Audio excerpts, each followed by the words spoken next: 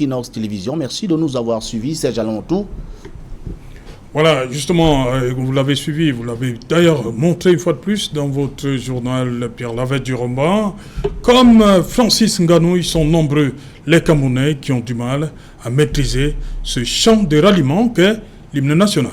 Eh bien, vous l'avez suivi dans cette édition du 20h sur Equinox Télévision. Il n'est pas du tout aisé de chanter notre hymne national pour certains Camerounais. Nos équipes de reportage sont descendues dans les rues de Douala, dans une des routes de Douala, pour en savoir. Ils ont tendu leur micro et vous avez donc pu le voir. Le constat a été fait ce matin.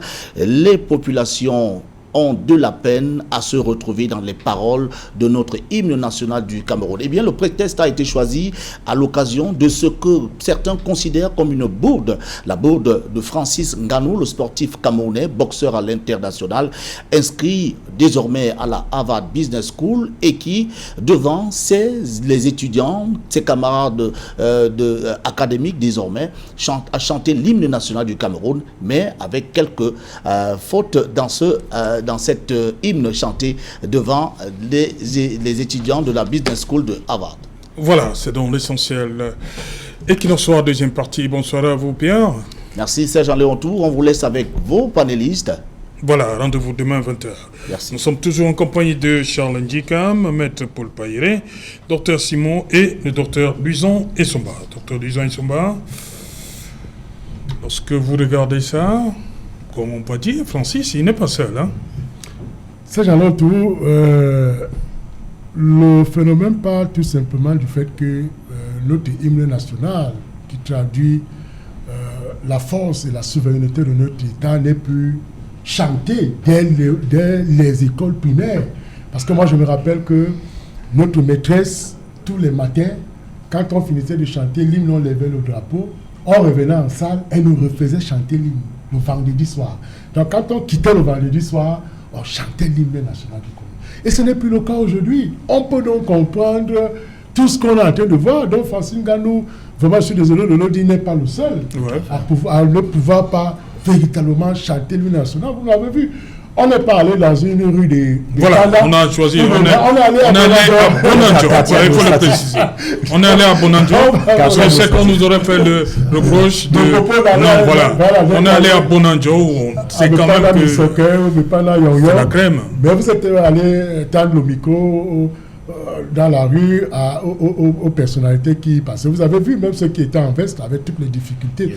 Donc c'est pour dire que il faut revenir dans le civisme dès l'école primaire, faire chanter l'hymne national autant de fois aux élèves, et c'est à partir de là que même la fibre patriotique s'affirme. Voilà. Chandikam, comment comprendre cette difficulté qu'ont certains Camerounais à chanter l'hymne? Si ça n'était que chanter l'hymne national, même si c'est déjà très grave, mais ça n'est pas que ça. Regardez un petit peu comment se comportent nos enfants aujourd'hui et nos petits-enfants. C'est qu'il y a beaucoup de manquements. Je me souviens aussi qu'il était hors de question, lorsque l'on levait le drapeau, que vous fassiez un pas de plus.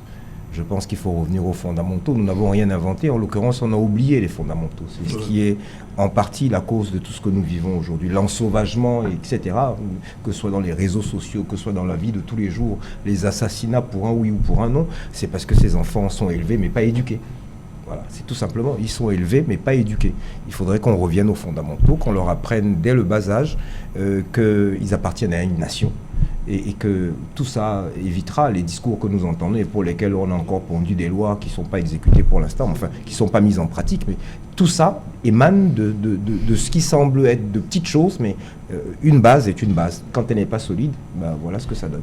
Voilà. Docteur Simon, vous qui êtes en contact, parce que permanent, Docteur Essomba disait que c'est la base, c'est à partir de la base, c'est là que tout part.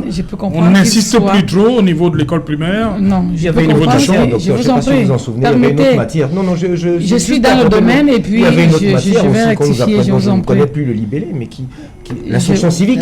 L'instruction qui existe toujours. Je vous en prie, éducation civique, éducation morale, il y a tout ce qui... Je doute de ça. Je peux comprendre, le docteur Luison raison, parce qu'il est permanemment au niveau du supérieur. J'y suis aussi, mais j'ai la chance que j'ai l'occasion de faire des détours au niveau de la base. Je peux vous rassurer que dans tous les établissements publics, ça je parle au niveau de l'éducation, des écoles publiques, tous les lundis et les dimanches, on commence avec l'exécution de l'hymne national, de lundi, et vendredi, merci. Oui. Tous les lundis, c'est-à-dire en début de semaine et en fin de semaine. Mais si le flux, c'est ce qu'on voit là, j'y arrive. On commence avec cette exécution de l'hymne national. Non, vous savez, les disciplines aujourd'hui sont... on a des écoles, par exemple, à mi-temps. Et même les écoles en plein temps qui terminent à 14h, les disciplines sont orientées en fonction des nombres des horaires. Donc, lorsqu'on fait même l'emploi du temps, on tient compte de cela parce que ça impacte déjà sur le déroulé de la journée. Mais je peux vous rassurer que les lundis et les vendredis, dans tous les établissements publics, on a la levée des couleurs. On appelle ça levée des couleurs. À côté de ça, maintenant, on a une discipline à l'école primaire qui est intitulée chant et récit. D'ailleurs, chant et récit. Et d'ailleurs, voilà. Et c'est pourquoi, généralement, au CEPE, lorsque je parlais du CEP qui va commencer demain, le deuxième jour, mercredi, ils viendront avec pour vous montrer que c'est une discipline qui est même comptée au niveau des points. Qu'est-ce qui explique que quelqu'un qui porte le même titre que vous dit, je l'ai dit que quand on écrit un employeur, on est incapable d'écrire. C'est facile pour l'opposition à chaque fois. Non, c'est pas l'opposition, c'est le citoyen camerounais. Je vais vous faire comprendre où est le problème. Non, je vais vous montrer où est le problème. C'est que l'opposition, généralement, a le regard sur l'État comme si rien n'était fait. Et je vous demande que tout est clairement fait. Mal fait, probablement. Et je dis alors au niveau du CEP, le deuxième jour, le mercredi, ils auront leur cahier, ce qu'on appelle les morceaux choisis. Et généralement, le premier chant dans le camp sorti, c'est l'hymne national. Qu'est-ce qui se passe alors? Comment est-ce que vous expliquez cette j'y arrive, permettez, comment vous expliquez cette faute de français récurrente? Plus personne ne sait écrire une lettre. J'y arrive. Voilà. Donc le premier chant, c'est l'hymne national. On ne peut pas à ce niveau dire que l'école a fauté. Maintenant, où je vais le rejoindre, c'est lorsqu'il parle d'éducation. Et maintenant, en qualité de sociologue, je vous dis, lorsqu'on parle d'éducation, la première personne impliquée, c'est la famille, c'est le parent que nous sommes. Nous sommes responsables de ce que nous voyons aujourd'hui. On ne dit pas réellement on n'inculque pas réellement des vraies valeurs à nos enfants. Et là, directement, qu'est-ce qu'on fait? On se recroqueville sur les manquements, ou alors on crée des manquements à l'État et on dit c'est l'État. Nous sommes responsables de tout ça. Maître Paul Pailleret, sur cette situation, oui, vous expliquez ça? Le civisme est en train de... Je crois que si on demande même aux Camerounais d'écrire, l'hymne national, c'est la catastrophe. Beaucoup ne vont pas le faire. Beaucoup vont échouer. On a dit, pour certains, ils ont pu dire que Nganou, quand on allait à l'école, n'est pas allé à l'école. Vous avez vu des gens, des diplômés de l'enseignement supérieur. À un certain moment, quand je faisais mes concours, que ce soit les NAM ou les STIC, certaines épreuves ont posé des questions, rien que chanter l'hymne national, à des licenciés, des bacheliers et tout qu'on sort, des maîtrisants, mais qui n'arrivaient pas à chanter entièrement l'hymne national. Donc ce n'est pas un problème, Nganou n'est pas seul. Il y a plein de Camerounais, tout niveau confondu. Et cela vient de quoi? On ne chante plus cet hymne tous les jours. Les couleurs, on ne respecte plus tellement, comme quelqu'un a dit tout à l'heure. Docteur Simon parle de lundi et vendredi. C'est insuffisant. C'est insuffisant. Parce que tous les jours, accompagner les parents à la maison en leur inculquant ces valeurs. Accompagner les parents, les enseignants à la maison.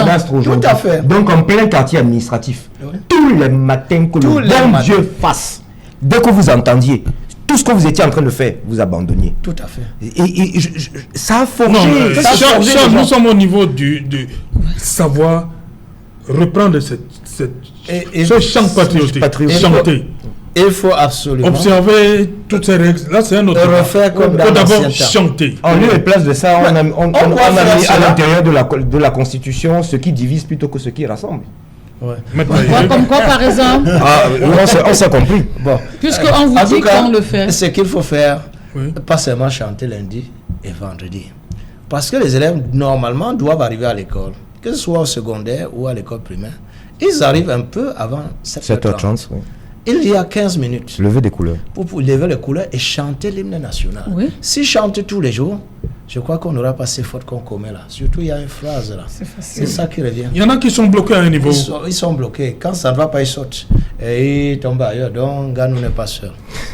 Il y a plein de Ngano au Cameroun, mais à tous les niveaux. Oui, mais juste si vous me permettez, c'est rappeler, si vous me permettez, c'est que de manière officielle au niveau de l'établissement, c'est lundi et vendredi, mais ça n'exclut pas que mardi, mercredi, jeudi, que la maîtresse fasse le travail. Jeudi, les parents accompagnant les enseignants dans ce travail-là. On levait les couleurs tous les matins, de lundi à vendredi. Oui. Mon enfant de 4 ans a appris à chanter l'hymne lors de la canne. Parce que quand on chantait, vraiment, je me levais, je chantais à la maison. C'est par là où elle a appris. Par exemple. Voilà, cette éducation. Docteur Lidon, vous vous levez à la maison, on chantait. Oui, quand les gens jouent, et ma fille a triché donc. Voilà, donc les valeurs. Le chante à haute voix, elle est sûre. Ça rejoint docteur Simon. Le mimétisme. Voilà. Quand on a des parents qui ont un discours de communautaire, on lui est place de ça. Qu'est-ce que vous voulez que ça donne? On peut comprendre. Par exemple, vous passez devant un commissariat, on soit en train de lever le drapeau, vous vous arrêtez et vous voyez un parent qui attrape son enfant parce qu'il veut conduire à l'école et il dit par exemple, malheureusement, marche vite. C'est des choses qu'il faut à un moment s'arrêter et dire, mais qu'est-ce que vous faites? Donc, essayons de poser des actes concrets. Voilà, pour l'éducation de nos enfants. Je reste avec vous, docteur Simon. Je reviens sur l'âge à l'OJADPC. Ouais. Vous avez dit 30 ans, il y a 2 téléspectateurs qui nous ont... Oui, vous parlez de 35 ans. Il y a un qui a parlé de 35 ans. Il y a un autre qui allait même un peu plus loin. Il a parlé du président de l'OJADPC, qui, de son point de vue, aurait... Non, être militant de l'OJ, je l'ai dit très clairement. Quand on est président, on n'est pas militant? Non. D'abord, militant, c'est la base. Vraiment, c'est pas la structuration. Non, parce que vous avez dit, à 30 ans, on passe au RDPC. Oui, on passe au RDPC ou à l'OFRDPC. Le premier téléspectateur dit que vous êtes trompé sur 30 ans, il dit 35 que c'est 35 ans. L'autre dit que le président actuel de l'OJRDPC aurait dans les 50 ans. Non, c'est faux. Okay. Je vous prends à Douala, on a par exemple 5 arrondissements de Douala pour parler des sessions. Oui. Prenez les 5 présidents de sessions seulement et vous les connaissez pratiquement. Vous allez voir que c'est des enfants de sensiblement 35 ans. Je dis bien sensiblement pour ceux qui arrivent. Pour ceux qui arrivent. Vous prenez Dibou Diévé à Douala 5, il a quel âge? Vous prenez Biri Raymond au niveau de Douala 4. Vous avez vu que ça, elle a dit vous prenez ce sont des enfants de sensiblement 35 ans. Oui. Vous voyez déjà l'état d'esprit chez eux. Non, écoutez, je suis clair. Alors qu'à cet âge-là, ses parents l'avaient déjà, elle ici, de ses frères et sœurs. Je vous dis, et j'insiste là-dessus, c'est qu'au RDPC, on a, j'ai envie de dire, limité, voilà, l'âge du militant. 35 ans, vous ne pouvez plus être militant de OJRDPC. Pour une femme, vous allez soit à l'OF, soit au RDPC. Pour un homme, vous penchez rapidement au RDPC. Et je vous dis, même pas le président, non. Parce que, allons loin, j'ai pris l'exemple avec les présidents de section que nous avons à Douala. Prenez Douala 1, Douala 2, Douala 3, Douala 4, Douala 5. C'est des jeunes garçons, c'est des jeunes monsieur, je vais dire ça comme ça, parce que ce sont mes patrons politiques, il faut le dire. C'est des jeunes messieurs qui n'ont pas plus de 35 ans. Ça, je le dis avec expérience à l'appui. Allez, je vous ai donné 2 noms, allez vérifier. Et je peux poursuivre. Maintenant, là-bas, c'est le président. Il faut avoir eu 80 ans. Le chef de l'État est président du RDPC. Non, c'est ce que je dis que là-bas, la limite, il faut avoir au moins 80 ans. De 35 ans et plus. Ça va, on a compris. Il faut bien qu'on se comprenne. 35 ans et plus. C'est-à-dire, si vous venez à 25 ans au R, on vous dira non, allez à l'OJ RDPC. Voilà. Maintenant, au RDPC, 35 ans et plus, qui traduit, entre guillemets, chez nous, l'âge du début de la maturité. Voilà, Maître Pairé, on revient donc à notre thématique, l'opposition. 2025, comme on le disait, on a été coupé par le journal. Tout à fait. Voilà. Et 2025 pour vous, c'est d'abord le Congrès, la priorité, c'est d'abord le Congrès, avant d'entrevoir les échéances de 2025. Tout à fait.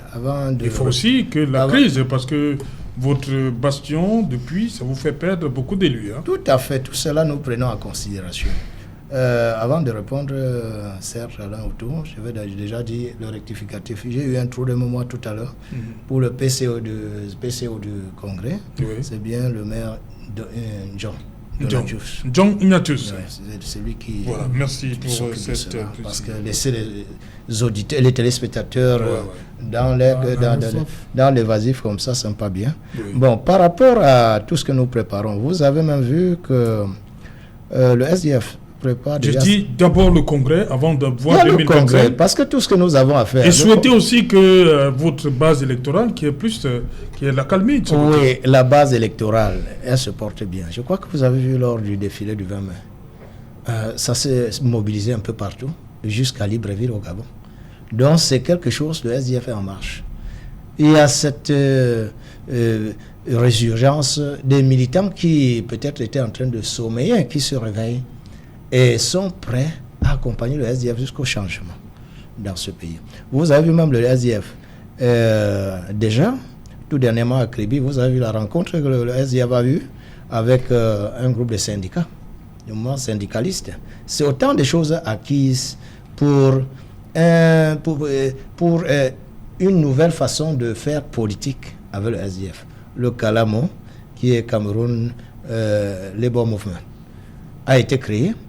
Des partis, des confédérations syndicales ont rejoint le SDF et beaucoup d'autres sont en train de venir. Donc vous voyez tout cela joint à tous les mouvements que nous avons sur le terrain pour les inscriptions.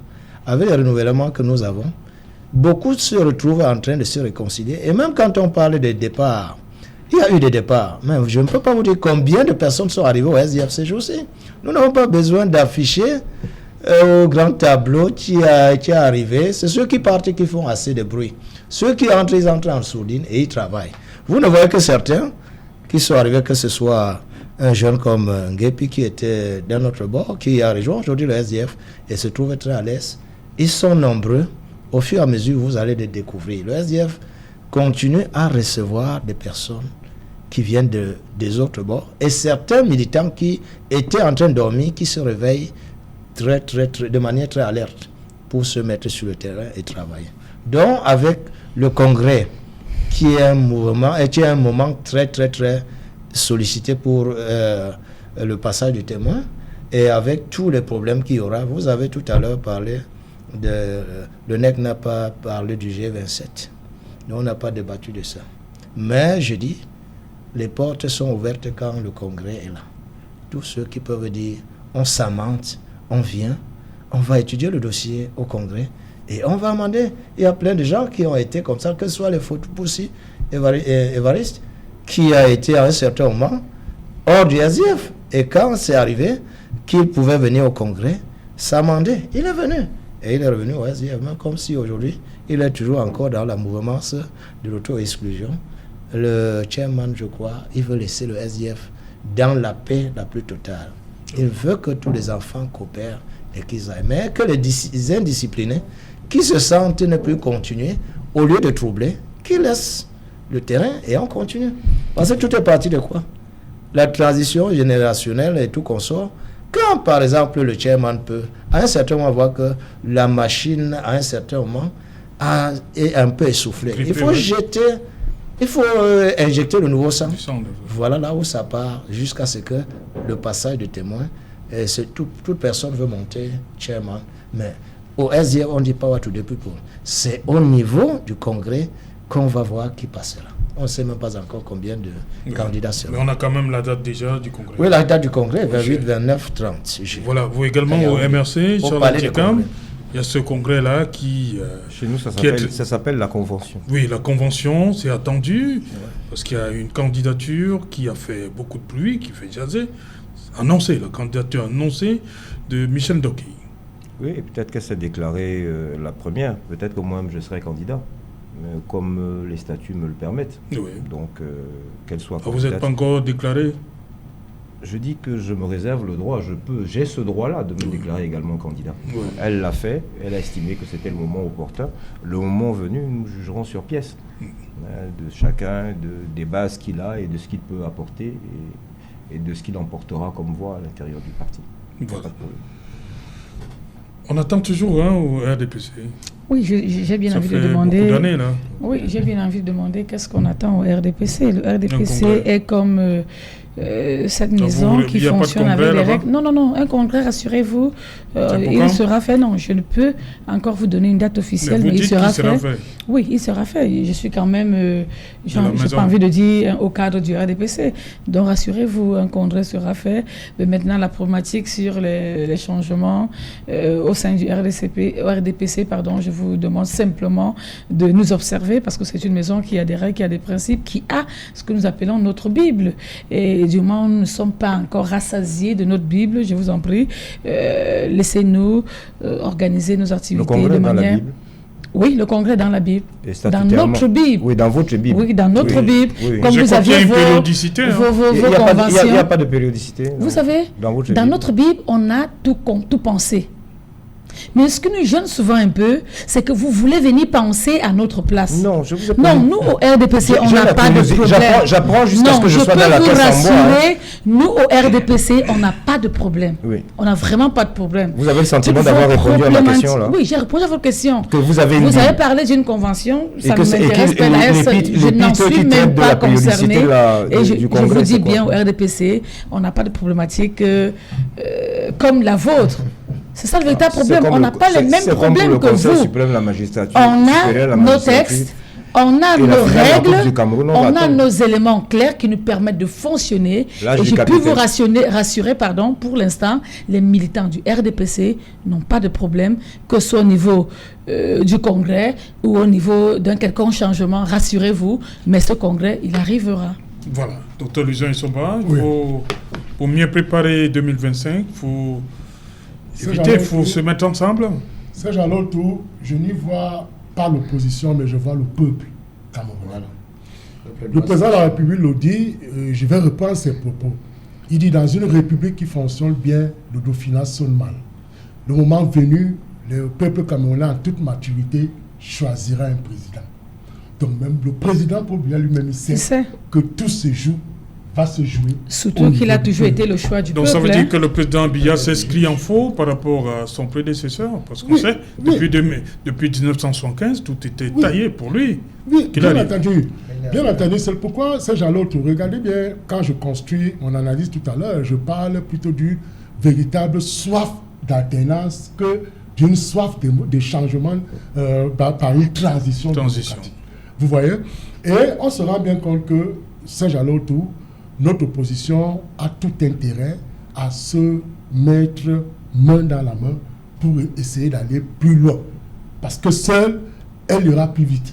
Mais ensemble, elle ira plus loin. Et quand je dis plus loin, cela veut dire guetter le sommet de l'État, la magistrature suprême. Parce qu'une formation politique ne va pas se contenter exclusivement à assurer la dynamique démocratique. Non. Le but de rechercher, c'est d'acquérir le pouvoir, apporter une autre alternative, montrer que les choses peuvent changer sur la base des projets idéologiques que l'on peut proposer à l'endroit du peuple. Donc, moi, je pense que la question aujourd'hui sur l'opposition camerounaise, qui, à mon sens, est une opposition émasculée.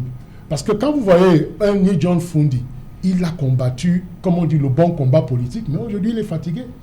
Vous voyez, il a toujours annoncé la retraite politique, mais il se rend compte que l'annonce même de cette retraite politique a même été source de problèmes. Parce que quand vous annoncez une retraite politique et qu'à un moment donné, on vous impose, vous avez la possibilité de procéder à un choix, ça devient très compliqué. Vous voyez aujourd'hui, telle annonce... On peut transposer votre façon de voir au sommet de l'État? Oui, bien entendu. Ça, je l'ai dit tout à l'heure. Le peuple veut quand même voir des nouveaux visages politiques. Oui. Ça, c'est une réalité incontournable. M. Ndikam l'a dit. Et vous voyez aujourd'hui, quand nous prenons l'exemple dans d'autres pays, c'est vrai que comparaison n'est pas raison. Mais si on peut comparer, si on peut utiliser une approche comparative pour essayer de voir si l'on peut améliorer notre cadre aujourd'hui, je vais vous dire par exemple, il faut tailler les tests dans une mesure consensuelle. Je prends un exemple. Si aujourd'hui, on accède à un système, à un scrutin majoritaire à 2 tours pour l'élection d'un président de la République, pour moi, c'est une avancée démocratique. Vous voyez? Donc, on doit reprendre. Nos tests doivent être articulés sur le consensualisme, doivent justement permettre ce jeu démocratique. Docteur Simon. Oui, j'ai envie de dire. Je pose la question. J'avais vraiment soif de le dire. Hein. Ouais. Est-ce que vous pensez un jour que présidentielle à 2 tours Pensez souvent à ça. Oui, j'ai bien envie de dire, c'est pas une question de présidentielle à 2 tours, parce qu'en réalité, on vous battrait aller-retour. Lorsque je dis vous, on comprend de quoi je parle. Si vous vous rappelez... Non, quand je dis vous, c'est pour ça que on le fera. J'ai envie de dire, rappelez-vous du schéma, du dernier schéma récent. Non, vraiment, que les partis politiques... Donc le candidat RDPC, même avec un second tour... Je vous assure, on vous battra aller-retour. Non, vraiment, on vous battra aller-retour.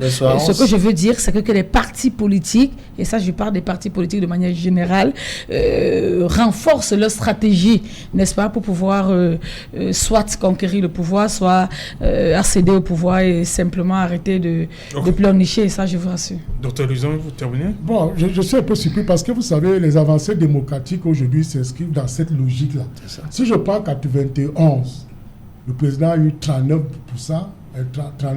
92. Non, pas 80, oui 92. 39,80 quelque chose pour ça. Il faut dire 36 ou 37. Ouais. Vous voyez, en un tour, donc dans une majorité relative, pour les questions justement de l'épaisseur de la légitimité politique, ça pose un sérieux problème. C'est pourquoi moi je dis, dans les logiques des avancées démocratiques, il faut tendre vers cette voie-là. Parce que je vais prendre un exemple ici. Si nous étions dans un scrutin majoritaire à un tour au Sénégal, Abdoulaye Wade sera encore. Oui, bien sûr. Il sera encore président. Bien sûr. Parce que vous parliez, ça revient au sujet, c'est dans l'autre la dernière fois. Pourquoi il n'y a pas le consensus? Ça n'est possible d'ailleurs. 71% de 3 millions n'est possible que dans cette configuration. Parce que ce qui est évident, c'est que dans une logique consensuelle, s'il y a un scrutin majoritaire à 2 tours, imaginez-vous un duel entre, je suppose, Paul Biya et peut-être Cabral Libi. Je prends un exemple, je pourrais prendre ou Joshua aussi. Bon, je ne l'aime pas trop. Mais vous ne... Rassurez-vous, on reste confiant. Vraiment, rassurez-vous. Docteur Luison, vous semblez minorer la place du troisième, qui est très souvent le faiseur de roi. Hein. Troisième... Voilà. Donc, imaginez-vous qu'il reste dans un duel pareil. Oui. Vous allez vous rendre compte que même si les partis de l'opposition se détestent comme des diables, ils vont s'unir pour renverser. Donc, la politique donc s'inscrit sur cette base-là. C'est pourquoi l'autre sujet de l'autre jour était intéressant. Le consensus, c'est compliqué parce que si on va dans cette logique-là à 2 tours, je vous assure, même si on est malodie, ça sera très compliqué pour le pouvoir. Même comme oui, compliqué, mais on va y arriver, je vous rassure. Voilà. Vous allez arriver au deuxième tour, vous allez rapporter. Ça sera compliqué, je veux le faire plaisir. Je veux le faire plaisir, mais on va y arriver. Je vous dis, le problème n'est pas... Non, le problème n'est pas là. Ne calquez pas, ne couvrez pas vos manquements avec les 1 tour, les 2 tours. Mettez-vous au travail. Je dis bien, ne couvrez pas vos manquements avec les 1 tour, 2 tours, 3 tours, 10 tours. Mettez-vous au travail, arrêtez le boycott, participez aux élections. Et vous allez tenter d'apprendre beaucoup de choses. Voilà ce qui est important de dire aujourd'hui. Et heureusement, vous avez commencé par ça. Vous remerciez à vous réveiller et à comprendre que les enjeux, ce n'est plus dans la rue, mais c'est derrière les institutions. Et pour ça encore, je vous félicite. Merci pour ces félicitations. Je dis simplement aussi une chose. C'est que j'ose espérer qu'en 2025, la campagne qui a duré 15 minutes pour un des candidats, il se sera écoulé 7 ans. Cette fois-ci, ce sera 8 minutes. J'ose espérer que nous parlerons enfin de programme contre programme. C'est ce que j'espère. Et c'est en cela que moi, mon objectif est de persuader les Camerounais d'écouter. Donc nous commencerons d'abord par le bilan des 44 ans. On l'a toujours fait, sinon on ne parlerait pas du choix du peuple. On ne parlerait pas du choix du peuple. Permettez que j'aille nous travaillons déjà et on va se retrouver au niveau des urnes. Non, vraiment, ça nous sommes obligés de faire l'état des lieux, comme chaque fois que vous changez de maison. Allez-y, faites-le. Vous êtes libre de le faire. Et après le bilan, on mettra les programmes. Merci. Vous êtes libre de le faire et on fera le choix de rester debout au pupitre pendant des heures. On fera le choix du peuple. Merci. Vous voyez que quand on parle de 2 tours, ça fait peur au système en place. C'est comme et si on parle encore du fédéralisme que le... Non, c'est le bénite que vous avez lancé. C'est encore très grave. Le fédéralisme du PCRN ou du SDF, non, fédéralisme. Vous voyez que vous entendez déjà pas. Attention, chacun sa philosophie. Non, le PCRN a un fédéralisme et je crois qu'il est totalement différent du SDF. Le PCRN n'est pas ici pour défendre son fédéralisme. Entendez-vous alors déjà, nous on est en place et on vous attend. Entendez-vous, on vous attend. Les 2 tours qui font peur au système en place, qui est resté et qui joue souvent avec les camps. Parce que voyez-vous, Souvent, les avocats de l'ECAM, c'est en même temps les avocats du RDPC. Merci. Nous sommes arrivés au terme de ce numéro et qui on se retrouve demain à partir de 19h. Bonsoir. Ciao.